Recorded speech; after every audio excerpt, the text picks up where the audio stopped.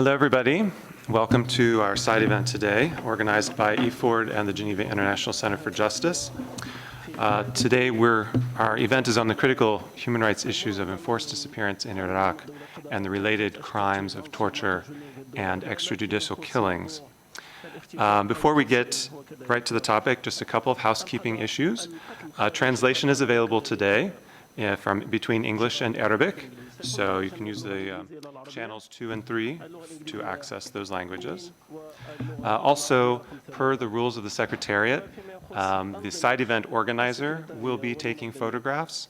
So we ask that no one else take photographs today. Our photographers here and also this gentleman here, they will be taking photographs. So if you are interested in having images of the event, they will be posted on our website, or you can contact us. She has our contact information as well. Also, just for those of you who are way in the back, there's plenty of space, so feel free to come up a little bit to be able to see and hear everything as good as possible. So, as I mentioned, today we're going to be hearing about the issue of enforced disappearances in Iraq and the closely related crimes of torture and extrajudicial killing.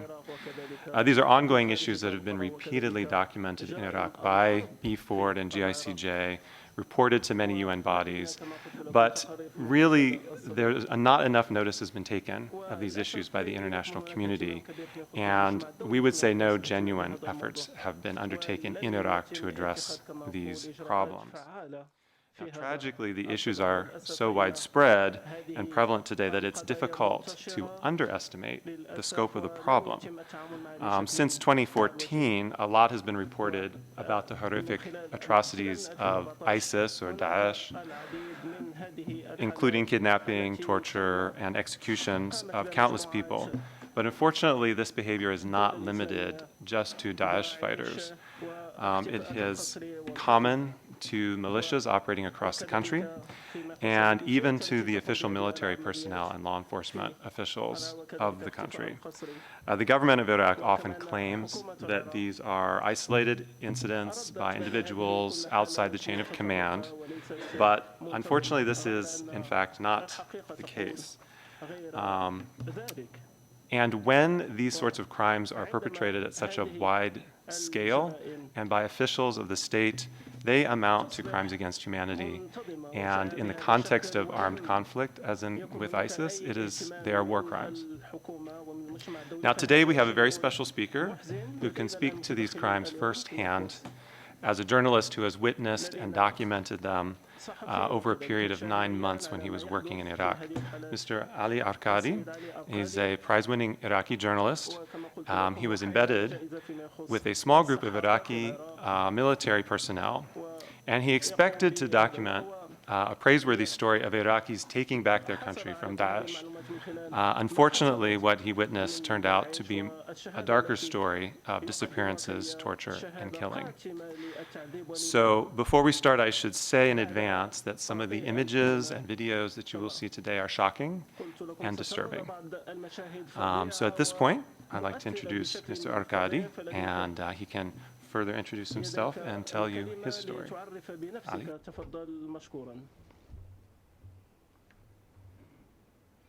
At the beginning, I would like to thank the organizer for this side event and to invite me as a journalist, as a witness before the participants in this side event.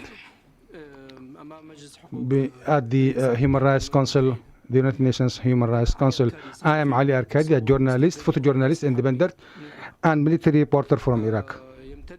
My work stands for 10 years, including documenting the daily life of the orphans in Baghdad, and to cover different reports at the front lines, in the confrontation lines in the war against ISIS.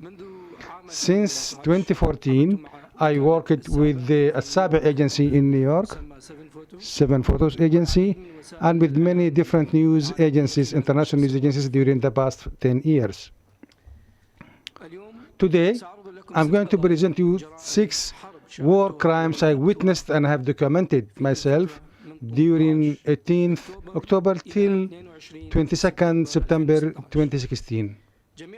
All these cases includes members from the rapid response forces affiliated to the federal police in Iraq. This unit, which is referred sometimes as the Rapid Response Division or Emergency Response Battalion, it is a special force, mobile force, affiliated or directly to the Interior Ministry.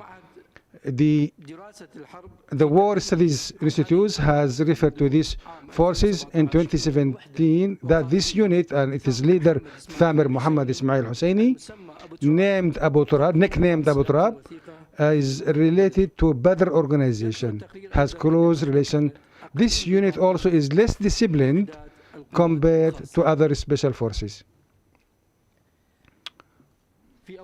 At early 2016, I have documented Fallujah blockade and the military operations there with the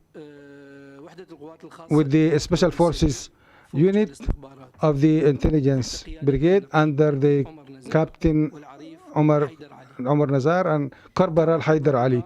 These two officers are the heroes of this documentary. I have photographed them as liberator of Iraq. That time did not witness any detention or torture cases for civilians, as innocent civilians, or how do they abduct the husbands and sexually assault and rape their wives. Then after I get their confidence and approval to my project by Commander Thamer, I continued documenting the operations by this rapid response till in Al-Mosul.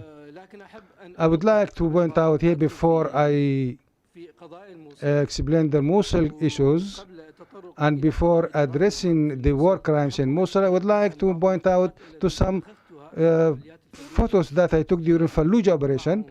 During that time I was with the same forces. Maybe some might have heard about the mass disappearance in Fallujah, where 643 people disappeared in one night on 3rd of June 2016. This is one of the most serious enforced disappearance cases in Iraq. Some of the organizations like Geneva Center, GICJ, have presented this case to the Human Rights Council. The United Nations Human Rights Council have presented this case. I used to work in Fallujah at that time. I heard about this case. I went to verify and document these cases. As a witness and a journalist now, I would like to explain to you that the evidence that I have, and also you may refer to the report also at the GICJ's website, and this makes me to communicate with GICJ to be able today to be with you today and to show you the facts that I have concluded into personally. This video, which you are going to see, going to watch, presents a story of a young man. His name is Wissam. When some of the militia tried to investigate with him, and at an instant moment, when some of the combatants pointed to the incarnation, to the Holocaust or genocide, he said to Wissam, "If you are innocent, we'll let you go." He's telling them, him, unless we'll take you to the incineration or to the and I have linked between what he said and the people who killed or buried or burned, and also how the Iraqi army deals. The video speaks about how the Iraqi army deals with the inmates in Fallujah and in Sabtar, and I have a chance to deal with BBS channel as a photographer, and have had the chance to enter this prison through a civil organization, and I have seen this, what you are going to see. And at some instances, they want to break my camera and to stop photographing.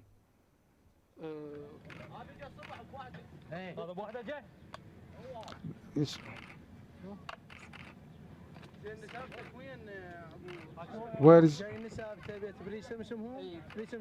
What is your name? Ben- Do you know them? Yeah.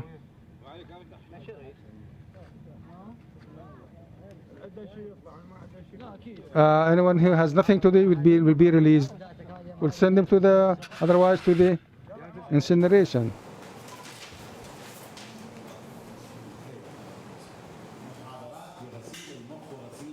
There is kind of brainwashing by ISIS and this our role is to maintain unity.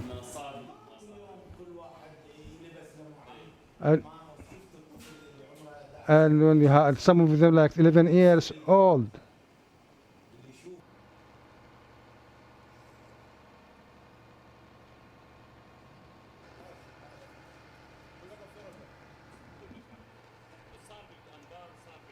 What happened to Iraq? Like the families, what happened to them? Isn't it the right time to wake up?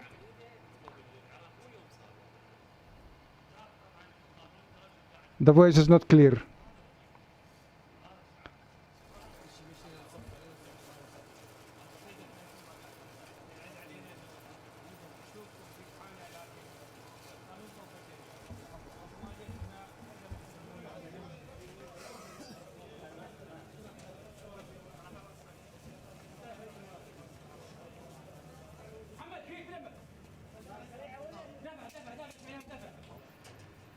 Hurry up. Stop photographing. Not allowed. Not allowed. I would like to add one more thing into this video.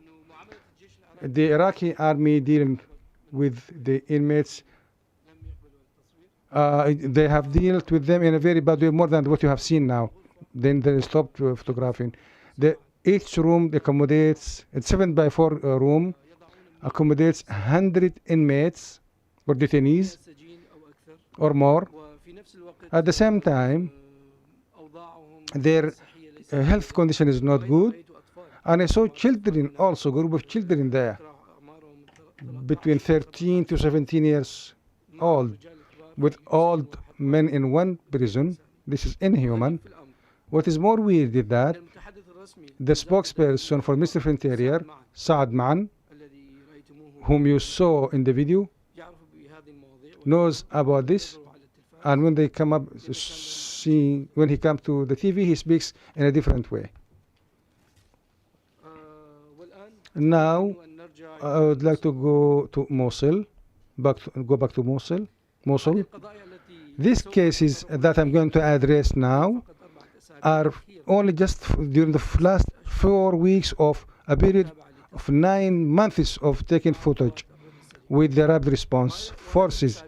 This week's was the beginning of my discovering this incriminated practices by the forces in the camp. On 22nd October, I met 2 of the detainees.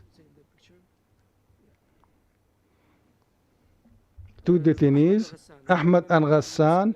The information officer told me to make an interview with them. They have been detained in southern Mosul, in a village, Tal Tiba village. When I looked at their faces, there were clear signs of torture, physical torture. The captain Omar told them that he's not going to kill them now because the media has taken their photos. And this shows that there are some people who were murdered or killed in some other areas far from the camera. One of them was innocent and the other worked with the Islamic police. Nonetheless, we cannot confirm these confessions by them because Ahmad is 19 years and Ghassan 25 years. They have they have been exposed to torture, have been drugged for the past 3 days, have been humiliated. And they make them wear a women dress, and they taken different confessions from them. After a while, they told me that these 2 guys were killed. I was curious, asking myself, why they have not been sent to Baghdad for trial? Why they have been killed there without any trial? And we might see also the video. We might see the video now for these two people. Muhammad from okay. I'm afraid that you are going to kill me, Hassan. As long as we took your photos and the media took your photos, we are not going to kill you. Did you know? Because you know me. We're going to take you to the displaced camp. Abu Husn. What about the intelligence? Nobody can talk to them.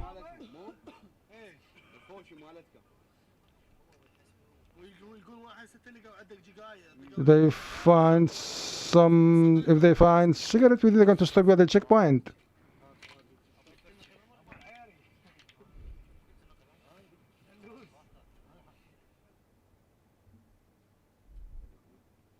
We'll continue. This was the beginning of the violence acts committed by the Rapid Response Forces that I have seen in 8th November near the Hammam al-Alil, which has not been liberated yet at that time. The Rapid Response Forces has bombed the area, the village, with rockets, and the leader Abbas al-Jabouri, the commander, and Thamir Ismail, coordinating this attack. A small officer for asked Jabouri and Thamir Ismail to stop the bombing because there are civilians stuck inside the city. Ismail, he said, what I heard, don't stop, I don't care about people, let them burn.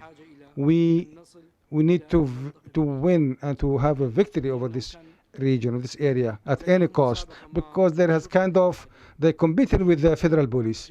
They are part of the federal police, Iraqi federal police, and there is kind of competition between who is going to win or and get some booties. The booties that we're going to speak about now.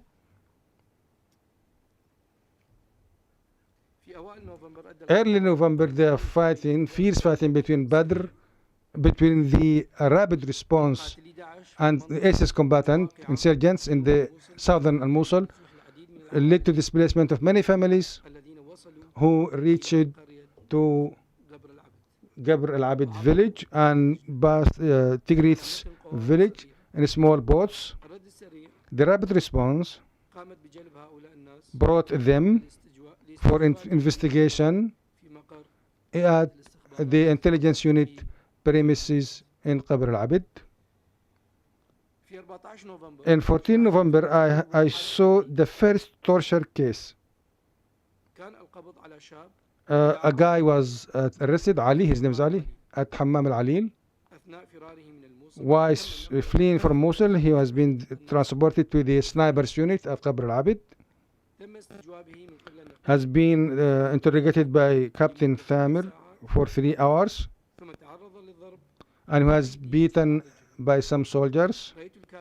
I saw Captain Samir al-Duri wearing the uniform and a mask covers his face. He poured water on Ali's face and sat on his chest and strangulated him with a plastic wrap for 5 hours. This continued. I could not take pictures for any other torture scenes that day because he refused. At the morning, I was allowed to return to his sister's house, but I don't know where is he now. I don't know. Yes, I have been about. Do you know now? Do you know the village? No. Sit. Where are their belongings? They went to bring his belongings. You understand me. You do, of course, you do understand me, but you pretend you not. It has been. You are lying. You are lying.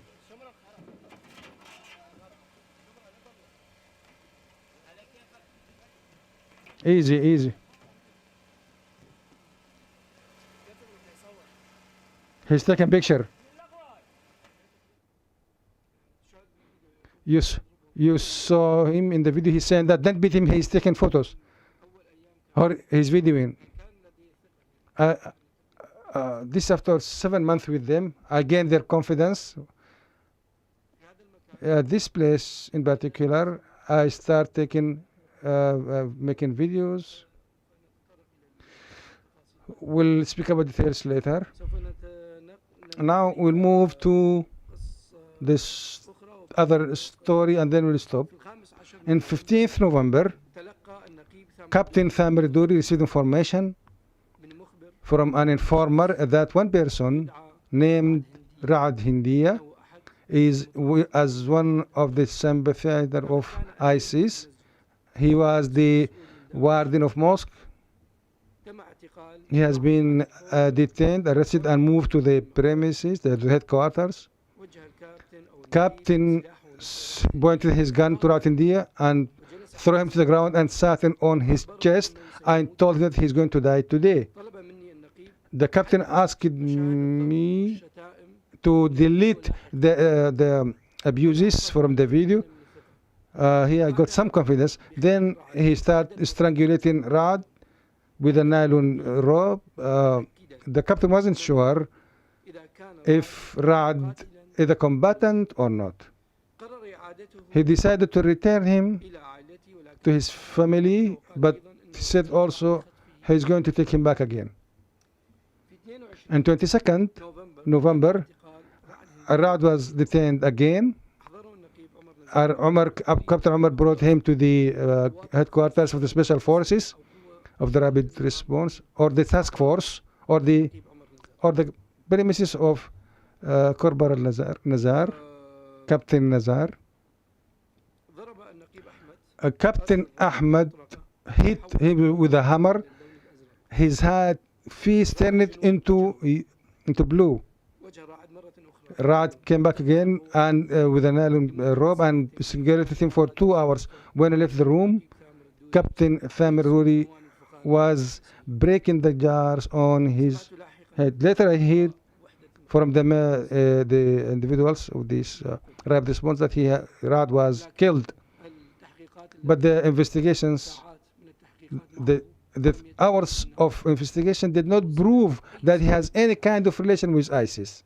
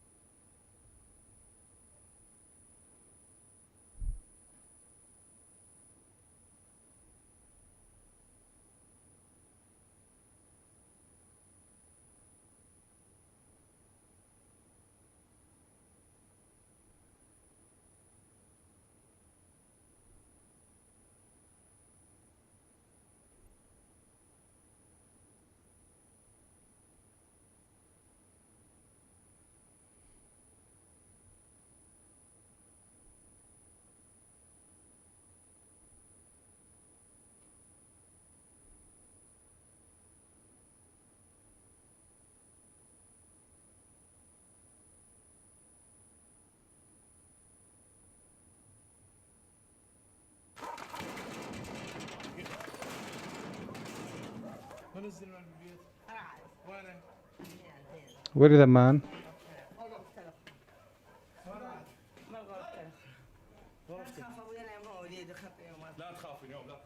Don't worry. What is your name? Ra'ad. What do you work? What is your job?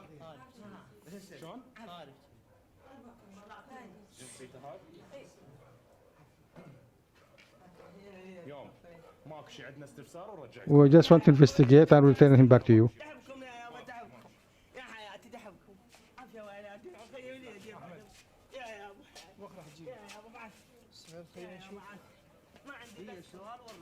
Just will ask him and send him back some questions.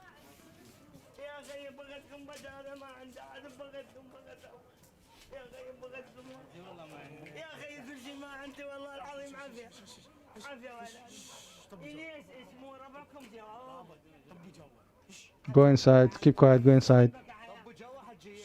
Go inside.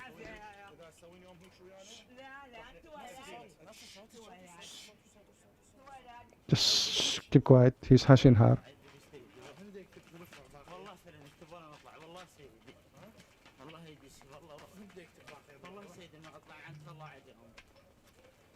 It's not.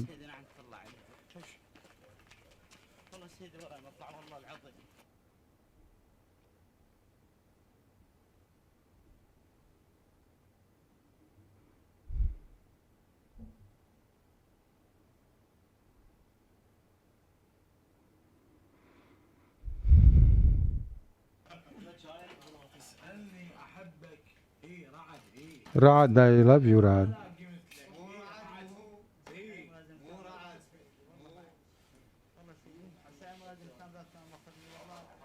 Voice not clear.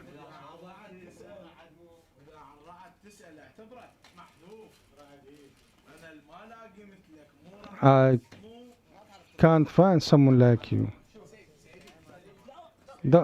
Sir.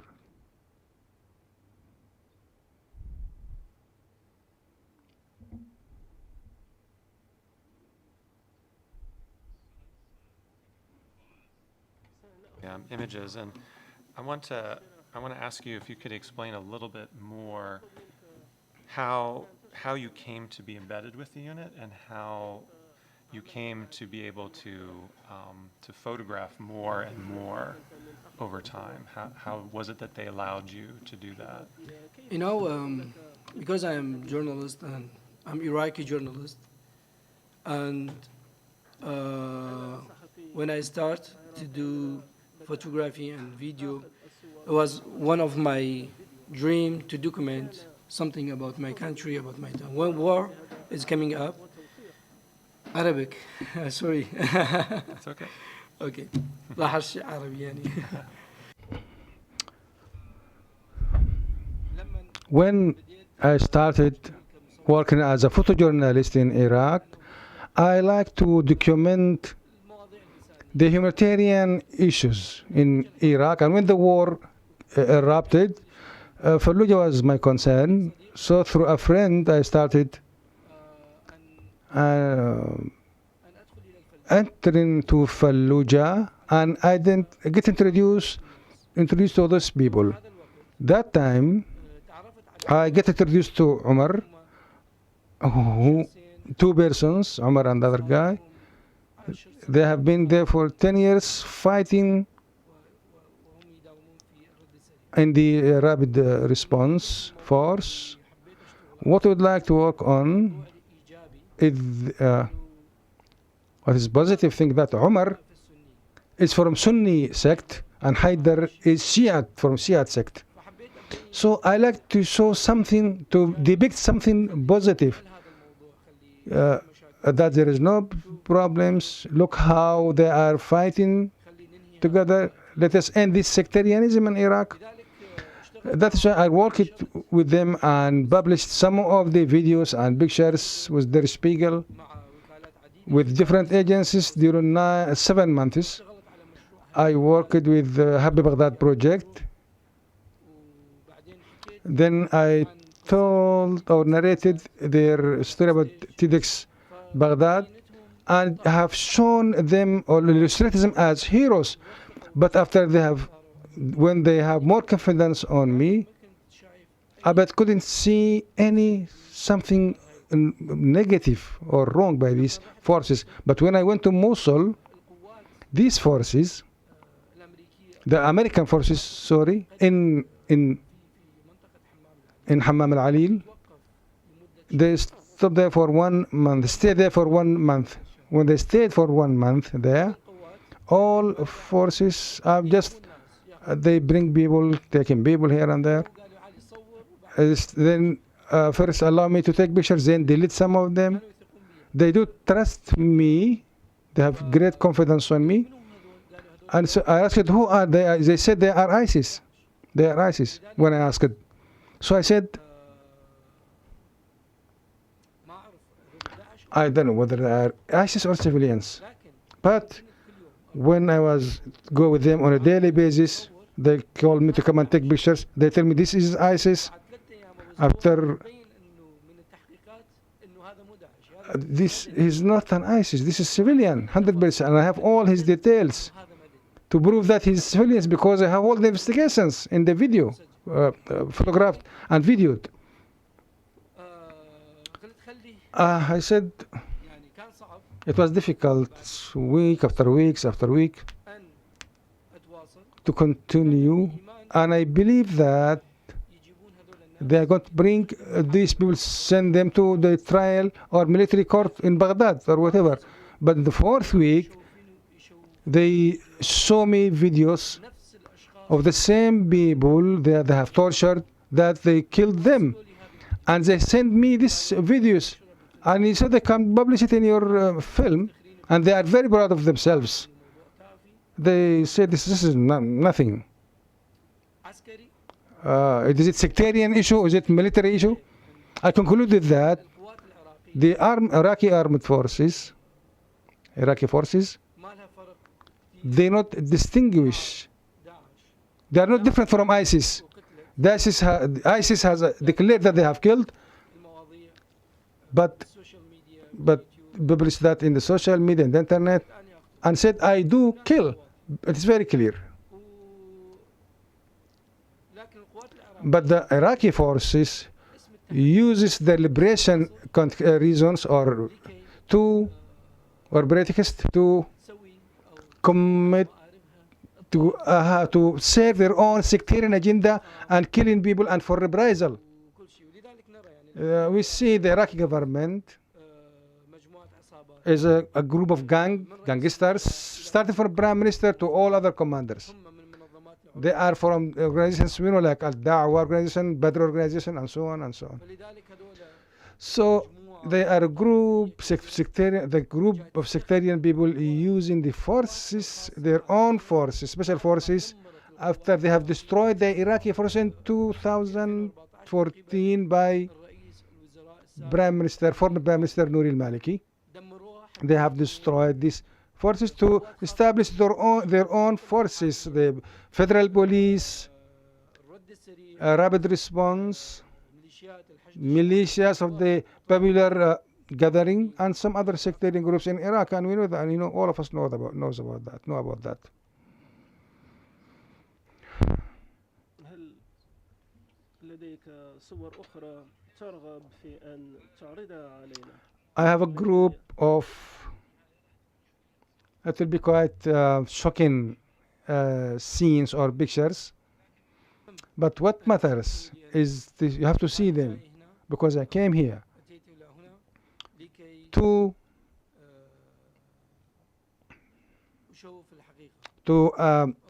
show, to let you see the truth in a credible way. And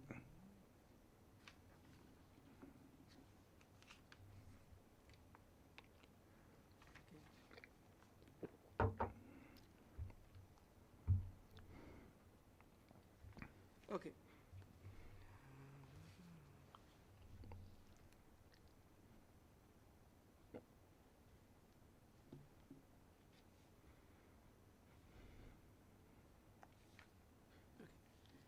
في منتصف mid-November, توقف التقدم العسكري the military progress stopped in Mosul for more than 1 month with these forces. So the soldiers عمل أشياء غريبة trying to do something weird I wasn't expecting from them. سمعت I heard Captain Omar Nazar and Corporal Haider Ali and other soldiers of the intelligence unit الرد السريع of the rapid response فوج الاستخبارات from the intelligence brigade speaking about the raping and sexual assaults and searching for women suspected of hosting ISIS insurgents, and they separate them from their husbands. I have recorded this conversation without the knowledge of rapid response through my iPhone for 2 hours. The soldiers saying these women are part of the war booties, and I have documented 2 hours of the conversation. Very, very shocking how they go to raid houses, how to rape women, and so on and so on forth. Many details in this recording. On the night of 22nd November, three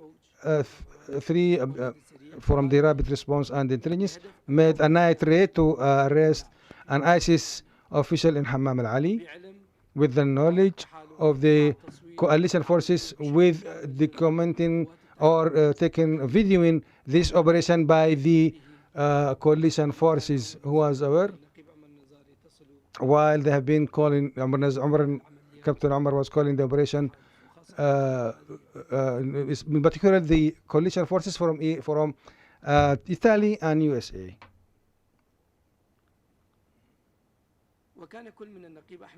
Captain Ahmad from the intelligence center and Captain Thamir and Corporal Haider Ali were part of this mission, but the operation failed. At the same night, they have arrested a man called Rashid Al-Mani. Later I knew that Captain Umar Nazar from the task force was very concerned of have great interest on his wife, on the gentleman's wife, Tagrid. The soldiers kicked the door, and the Captain Umar Nazar took Rashid from his bed. His wife and sons were crying. Rashid was forced to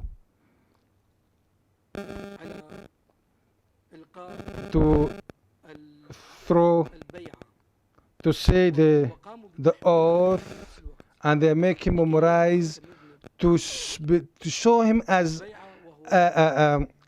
guilty before the video. The oath that when anyone joined ISIS, he has to say the oath. It is a sentences showing his loyalty to Abu Bakr al-Baghdadi or the ISIS, to ISIS. Many people were not memorized this. Rashid al-Mali know nothing about this oath of loyalty. Before the camera for 20 minutes, I was taking video in. They have made him memorize and beaten him to memorize this. And finally told me, let us only focus on the video where he looks like an ISIS member. Few days, the intelligence unit arrested Rashid and took him to the intelligence premises. 1 week later, a soldier from the intelligence unit, his name is Bashar, met Captain Nazar and told him that Nazar died because he was in the torture section. He has problem with his heart, cardiology issue. I hear the conversation between Bashar and they were beside me and Captain Umar that Rashid is innocent.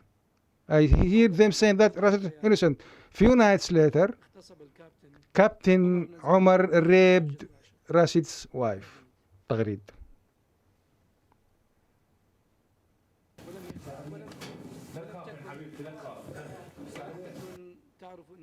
You know, her husband was killed. She doesn't know that her husband died. The Captain Umar said, I will let your husband free if you let me and sleep with you or rape you.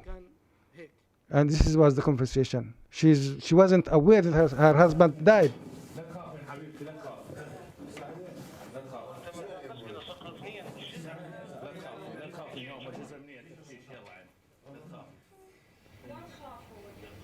Don't worry, don't worry, don't be afraid.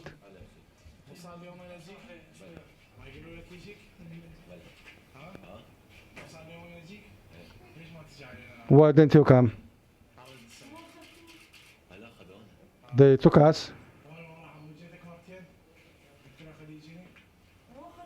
You took him before?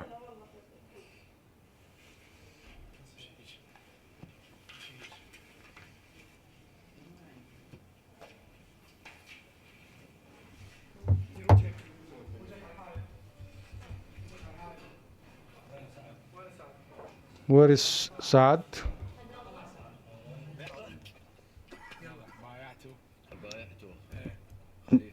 He's saying the oath of loyalty. The Emir of believers, Umar al-Baghdadi, for loyalty, to be obedient on the good days and bad days, and to become a jihadist in the cause of Allah, the cause of God.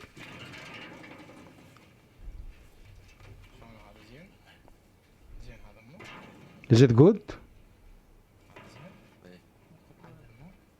It's okay, yeah?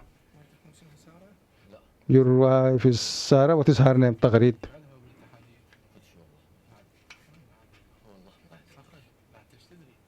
What do you know then? I couldn't show the whole video, just to show you how is it. Sometimes the video might give more evidences than the pictures. Okay, we'll continue. In 23rd November, while the displaced still coming to Qabr al-Abid village, Captain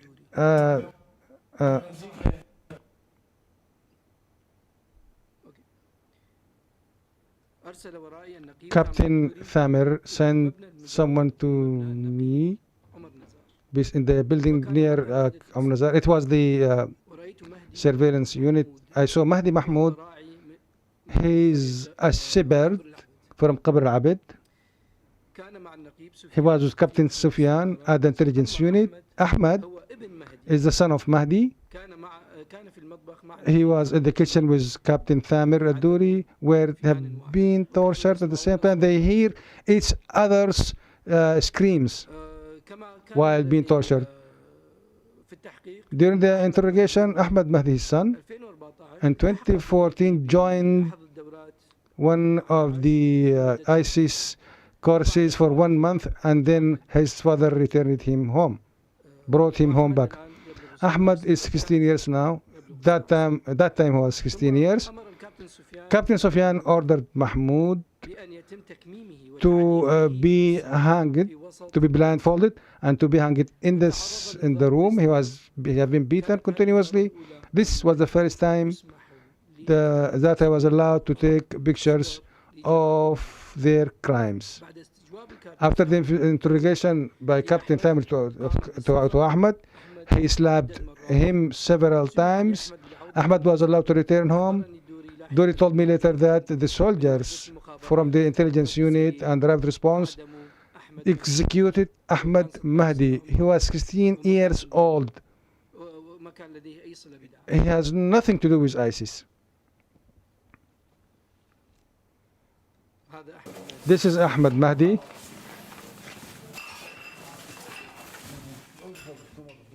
Stand up, stand up.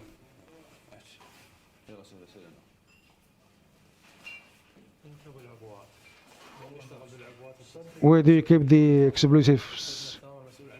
Your son is responsible for the assets of the Islamic State. Ammar is also.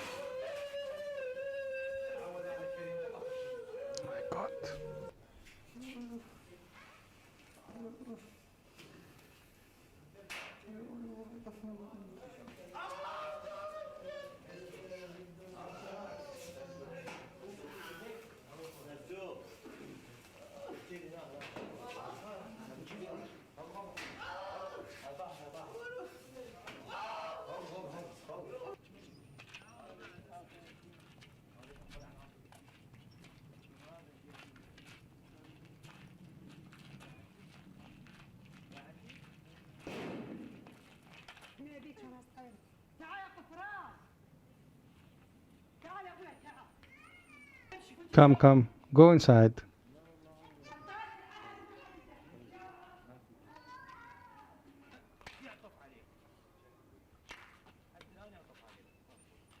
Nobody will feel better about you. Remember, I will kill you if you ever be part of the ISIS. Don't go any training or courses. What is the name of your friend who make you join ISIS? Never go to him. Never go to him. Never.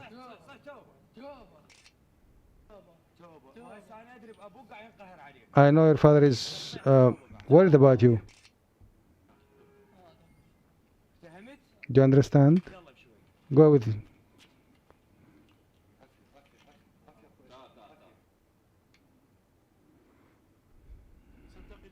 I will move to the other story quickly. Time is running short. At midnight of 15th December, two brothers were brought to the rapid response base in Zawaya. That time we were close to Mosul. Then moved to intelligence section. Ahmad told me he's one of the criminals in those who commit torture at the intelligence room in the rapid response force. He said no need to interrogate them. They are certainly members of ISIS. He allowed me to take pictures and video, and later then two brothers were separated, Ahmad Abdullah Hussein and Hassan Muhammad and Laith. They fled with their families from Al-Quds and have been detained in Turkey by the Golden Forces, who allowed them to enter after they make sure they are not ISIS through the computer list in the computer, etc. They confirm that they are not ISIS members. Ahmad Abul Fadl told me in the morning on 17th of December that they were killed, or he killed the two brothers. He showed me a video of the two dead bodies and told me they have been buried in the outskirts of the city. He sent me a video through the social media. In the next days, I received more of the video clips of the execution by Captain Omar Nazar and Corporal Haider. You might see this footage in Horintos magazine or BBC channel. The clips were published in at these sites or.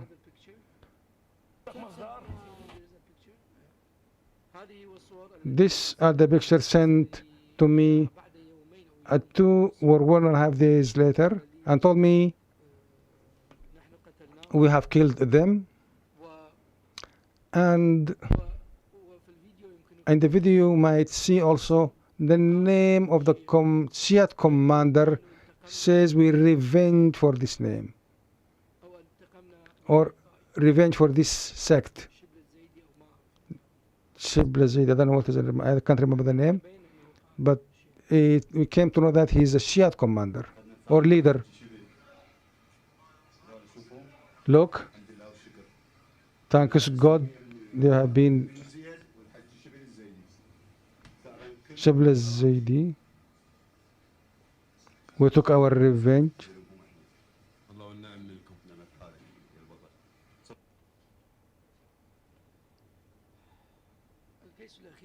Final case on 19th December, an night raid, unofficial night raid by the task force affiliated to Captain Omar Nazar, arrested Ahmed Hamid Ata and 2 other young men.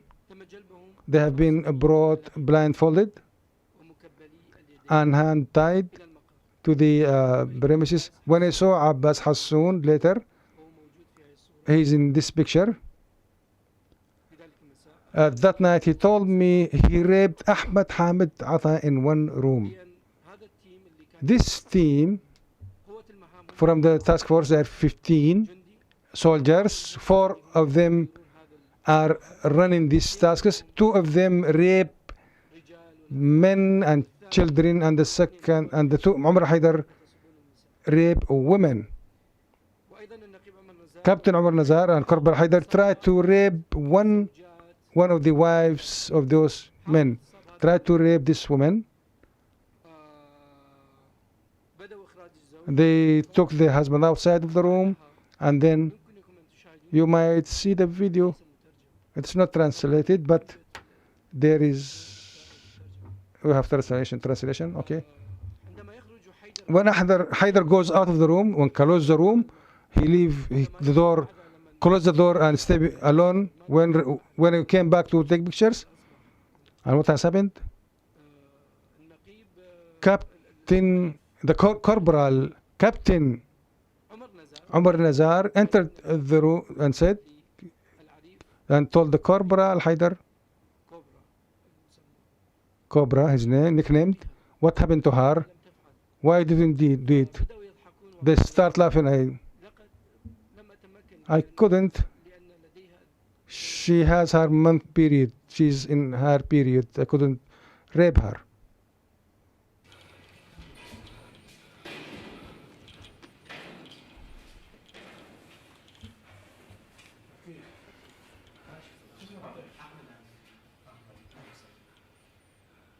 I am Ahmed.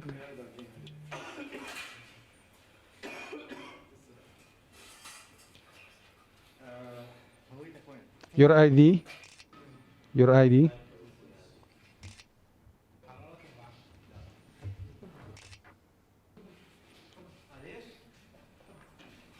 Why that?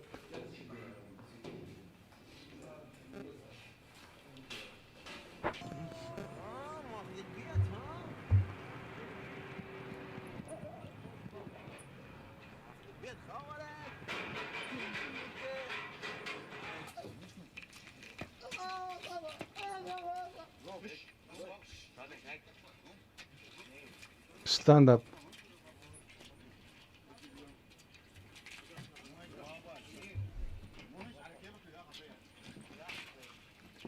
Easy, easy.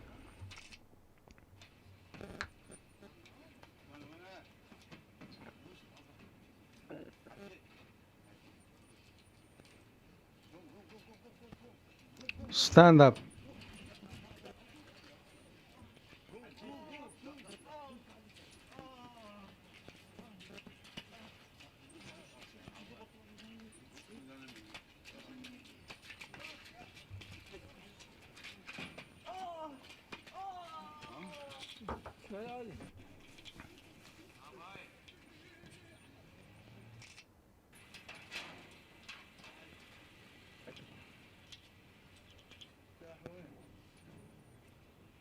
Where are they?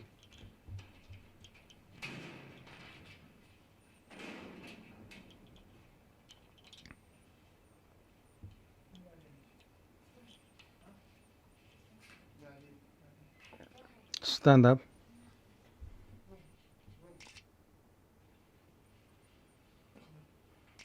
Go out.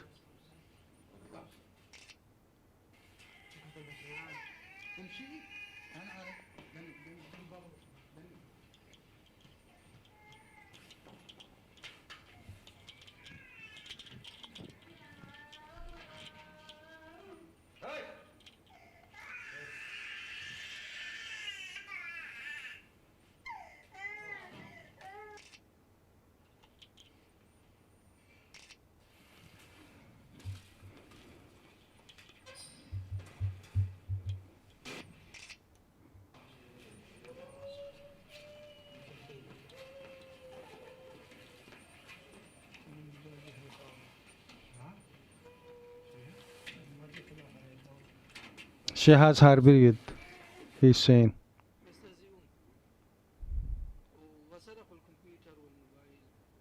They have stolen the laptop and the mobile phone. I followed them during this night raid that there is ISIS youth, but when I went with them, I, I couldn't see ISIS. They are just civilians. That is why I'm here. The war crimes are just few examples of the practices committed by these forces with the militia.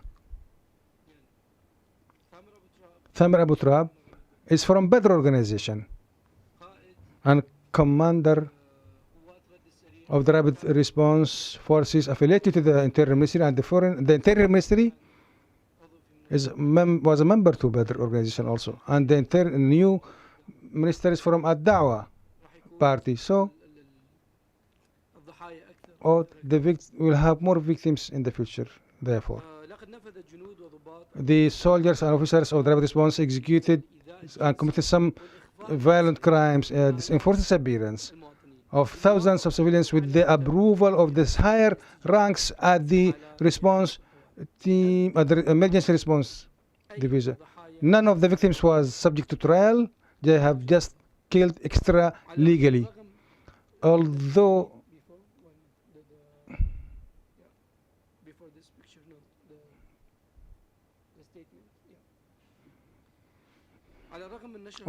this evidence has been published and the confession by the Interior Ministry officially that they have committed, their forces have committed the crimes under my name and name of the channel and the name of the magazine. But nobody was charged among the soldiers and officers that I have mentioned or ever penalized. And now they have been rather have been honored in this date, as you see in the pictures, and even promoted into higher ranks. Like Captain Omar became a commander of brigade, and more than 1,000. He has 1,000 soldiers under his control.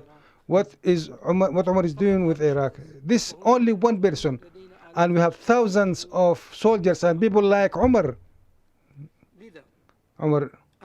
Therefore, I hope this information is a motive to the United Nations to take required measures and hold the Iraqi government accountable and responsible, and refer them to the ICC, International Criminal Court, to the Iraqi army. I would like to thank you all for your time and for giving me this chance to share with you these stories. If you want the report, the full report, you may access it. It's about 20 pages report. Thank you so much. Thank you, Ali, for sharing your images and your eyewitness account with us. Very heavy subject and heavy presentation. As uncomfortable as it is to see, I mean, we think that it's important that we fully understand what's going on, because otherwise, as we can see, little or no action is taken on these matters. Perhaps what's almost as shocking as the images is the impunity with which these activities go on. But thank you again for bringing them to us. We have some grace period here because we don't have another meeting coming right on our tail. So we can take a couple of questions from folks if we could do that. Okay, so good. We have a couple of people. We'll start with you, and then we'll have you, and then. Yeah.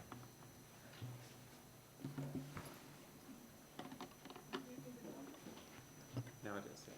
Oh, thank you for giving me the floor. Thank you, Mr. Arkady, for your presentation, witnessing what you are witnessed. Sorry. I have one question. Do you think your effort to publicize these crimes have made or will made a difference Thank you. هل هذه النوع من الجرائم قد تحدث عند التبليغ بها تحدث اختلافا فيما يحصل على أرض الواقع؟ يعني I think it will make differences because these documents are now quite rare of this type, and this is true story. Therefore, I think if we work together at the longer term, we will achieve something, and there will be an outcome. Will be outcomes because this is quite complicated issues. I need to be studied, and I'm available to provide all the stories and files with all credibility and honesty. شكرا. أنا من تركستان وأعمل. I would like to make two comments. Many thanks. It was a shock to see all these things. The thing is that when we talk about the enforced disappearances, I mean, when a state does not ratify the Enforced Disappearance Convention, we have got the ICCPR Article 6, because enforced disappearance means 50% the death of the people, and here there is the thing. And because ICCPR is ratified by Iraqi government, we can take the subject under the responsibility of right to protect the life, and to UPR, and it is directly under the responsibility of Human Rights Council. But there is another thing, the direct responsibility of Secretary General of the United Nations, because there's an exceptional state position for Iraq, because now the UN Secretary General is under responsibility to give reports to the UN Security Council. It is under his special mandate. When it is under his special mandate, and when enforced disappearances are defined as by the UN, crime against humanity, which is organized systematic crime, then we have got an experience from the last Secretary General of the UN on Sri Lanka. He appointed himself a committee of inquiry for the war crimes in Sri Lanka in 2010. And now, because the other old Secretary General has made it, but even he doesn't have a mandate to control Sri Lanka, now under obligation of the Secretary General to open an investigation on the enforced disappearances, because it is under his mandate. Thank you very much. Thank you for that comment. Yes, ma'am.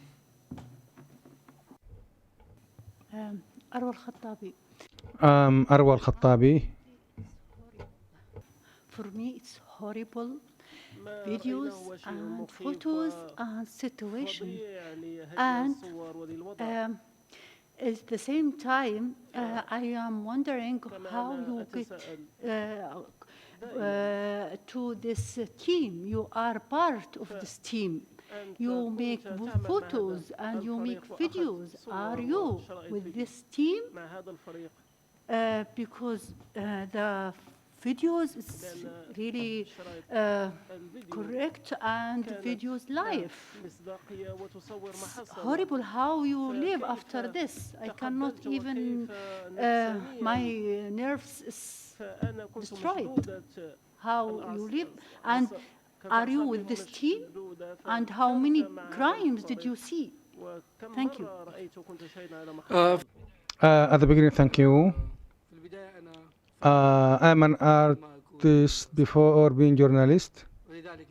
That is why my perspective is quite different. I work in an international agency, so journalism is very holy thing for me. So when I went to them, I worked with them. At the beginning, I mentioned that this is a long documentary film. It's about positive issue, about two persons. When you want to work on an issue deeply, you need to be there always. Therefore, I used to hear, after 7 months, I discovered and been therefore taken videos. It is for 1 month only. And last time when I returned, then I left. I traveled. So I asked myself when I saw the first time torture, or the heroes became monsters. I said to myself, I'm a journalist and a human being. My duty is now The way I depicted them or illustrated them as heroes, I have to show the truth. And this is my duty. I have sacrificed my family. They have been threatened by them. I have moved to another place. I have been threatened. My friends were threatened. And they defamed me in all Iraq and posted my photos at all checkpoints that I am a thief and so on, so on, and so on. They want to arrest me, but they want to stop me, but I did not stop. Living after this, I'm proud that I was there. I'm proud that I'm Iraqi. I'm proud that I saw them from a different perspective. It was a great chance. People all used to talk about that, but I have inner feelings. I have a kind of investigative journalism. Who are ISIS? Who are these forces? Who are the Iraqi forces? Are they committing crimes? I might hear that from my friends that there are crimes committed, but they didn't verify that. At the end, after my investigation, I found out that these forces are not less than ISIS. They are worse, but they are even worse than ISIS. ISIS is clear, out and loud. They kill and publish. And all the international community agrees that about this issue. But the Iraqi forces, they are using the victory issue and using some words to kill people and continue their sectarian revenge and some instincts, human bad instincts. What do you say? They are most of them are children from the streets. They have no conscience. And one who joined them, they train him to be one like them. Thank you so much. Any other questions? Yes, ma'am? You could use the microphone, please. Sorry. نحن بسجاع We honestly, we saw facts that we are not aware.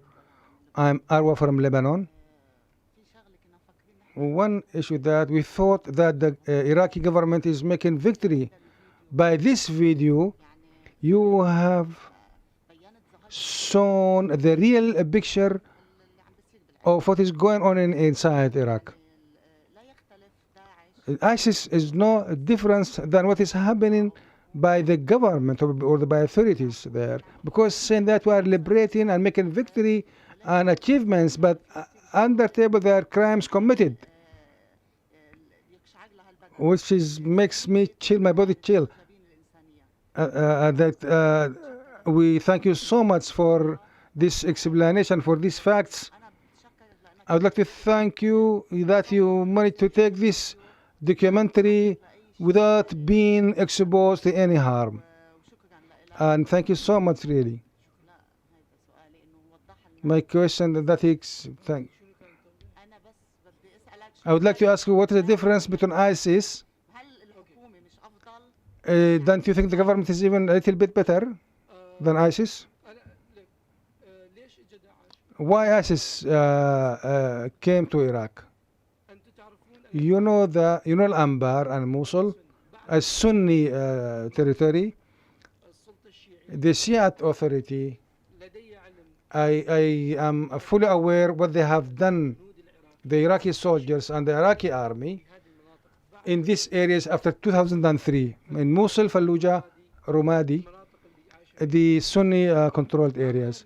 These people, many people suffered the same cases even during the Americans' time: rape, killing, reprisals, and even more. They want a way out. The ISIS was the only way out for them. This is what I have discovered. The ISIS, when they came, they also taken revenge, because these people were, women were raped. You know the tribes system. as violence lead to violence. That is why it is not something new. This is just part of the developments and trainings that they have learned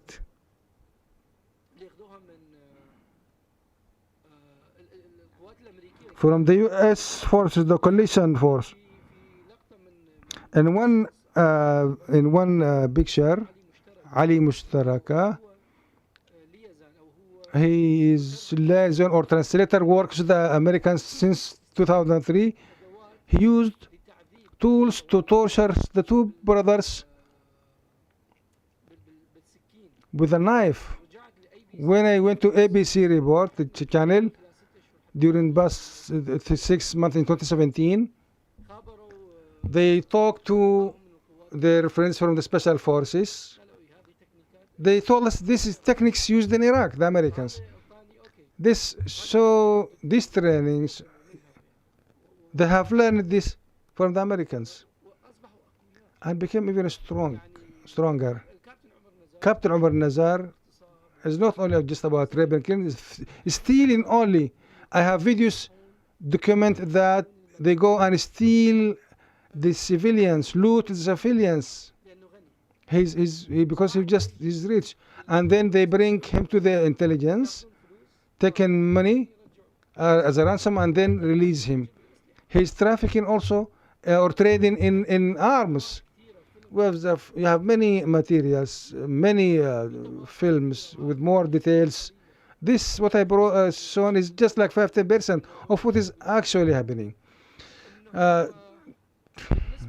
For me, they are even worse. Because they are working under a hierarchy, and the enforced disappearance, killing without mercy, without trial. ISIS, they have kind of trials at the end. They have no trials. ISIS is not doing less, not at all. Both practice terrorism. Both are the same thing. I can't speak about ISIS. I couldn't see what. I know nothing about what. I didn't take any photos but just I see. But at the front line, I have some information. I have full information about this. I don't compare. When I compare between what they did and what I see in the social media, that is not less than ISIS. You saw by yourself the same practices of ISIS. Thank you.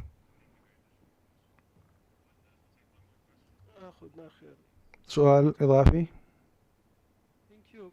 Actually, I really appreciate أنا أقيم because it's human rights issues. But you are showing some photos and movies which is something like which has been secret.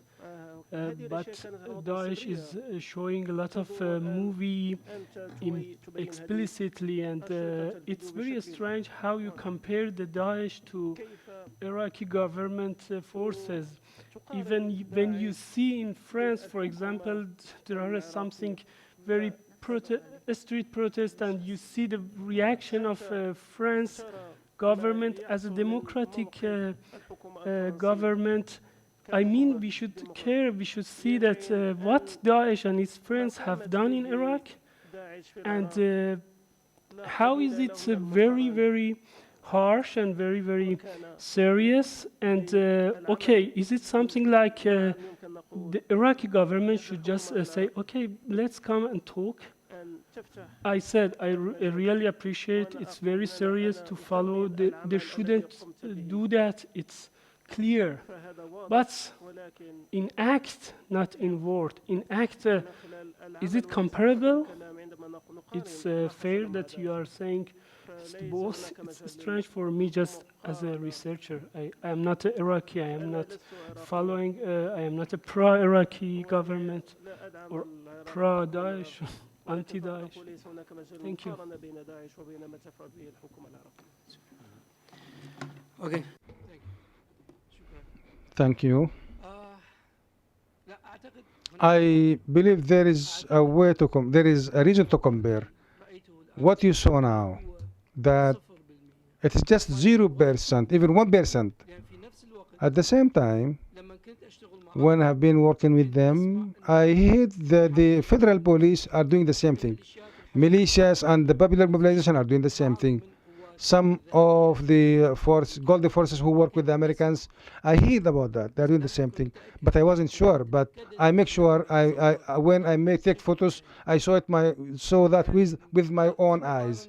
Yes, there is way to compare, and there is comparison. I'll give you another example.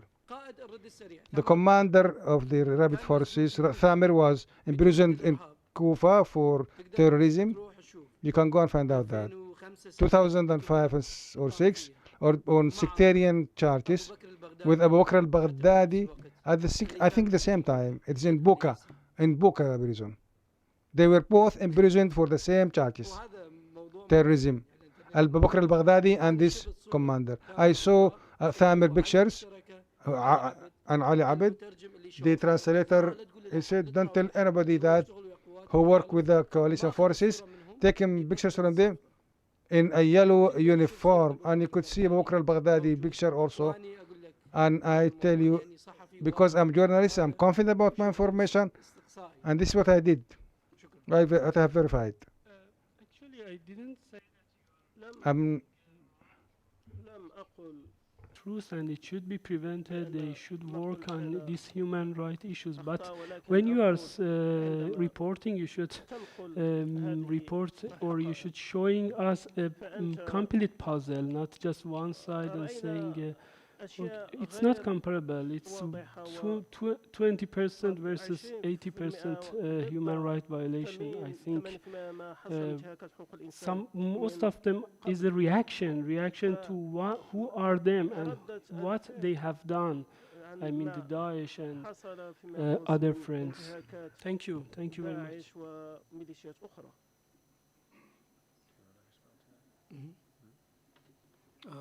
I don't understand very well, but It's just clear like that short, yeah. I think it's better to show the real picture of all part of the story, not just showing a very few part of it, and I mean just bolding the some part that is in whole puzzle, in whole story. It's not nothing, but it's very few. You're talking about, you think that there should be more of a balance, like some sort of both sides. Is that what you're suggesting? Yeah, for next meetings, it's good. But I mean for your next report. Now, in fact, when I publish these stories through media, news, they use like 10 minutes only. I waited 2 years to come here. I have 1 hour. This is the first time I talk to you directly. I've been waiting for this moment, and you are right. There is more information. There are some videos, more than 2 terabytes materials. These issues includes many details, and we'll work on that to show the full story. If you want to see the full story, you can call the organizations who organized this event. We have 20 pages about stories about this. You can see all the details and information. This, of course, very few, and needs more time to explain further about this issue. I do agree with you. Thank you. I think perhaps ربما